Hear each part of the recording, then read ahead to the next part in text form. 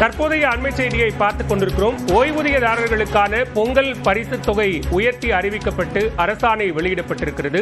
தமிழக அரசால் ஆண்டுதோறும் வழங்கப்படும் பொங்கல் பரிசு தொகை தற்போது ஓய்வூதியதாரர்களுக்கு, குறிப்பாக சி பிரிவு ஓய்வூதியதாரர்கள், அனைத்து வகை தனி ஓய்வூதியதாரர்கள், குடும்ப ஓய்வூதியதாரர்களுக்கு பொங்கல் பரிசு தொகை உயர்த்தி அறிவிக்கப்பட்டதற்கான அரசாணை வெளியிடப்பட்டிருக்கிறது. கூடுதல் விவரங்களோடு இணைகிறார் சிறப்பு செய்தியாளர் அபினேஷ்.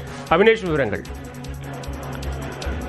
தமிழ்நாடு சட்டப்பேரவையில் நடந்து முடிந்த சட்டப்பேரவை கூட்டத்தொடரில் முதலமைச்சர் மு.க.ஸ்டாலின் அரசு ஊழியர்களுக்கு பல்வேறு அறிவிப்புகளை வெளியிட்டிருந்தார். அதில் மிக முக்கியமாக சி மற்றும் டி பிரிவு ஓய்வூதியதாரர்கள் மற்றும் தனி ஓய்வூதியதாரர்கள் மற்றும் அனைத்து குடும்ப ஓய்வூதியர்களுக்கு தமிழ்நாடு அரசால் வழங்கப்படும் பொங்கல் பரிசு தொகை 500 ரூபாயிலிருந்து 1000 ரூபாயாக உயர்த்தி வழங்கப்படும் என அறிவித்திருந்தார்.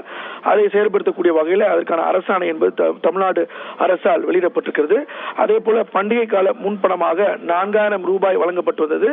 அதை 6000 ரூபாயாக உயர்த்தி வழங்கப்படும் என அறிவித்திருந்தார். அதற்கான அரசாணையும் தமிழ்நாடு அரசு இந்த 2 அறிவிப்பிற்கான அரசாணையை வெளியிட்டு தற்போது அதை அரசாணையாக வெளியிட்டிருக்கிறது. பாலவேல். ஓய்வூதியதாரர்களுக்கான பொங்கல் பரிசு தொகை உயர்த்தி அறிவிக்கப்பட்ட நிலையில் அதற்கான அரசாணையை தமிழ்நாடு அரசு வெளியிட்டிருக்கிறது. விவரங்களுக்கு நன்றி அபினேஷ்.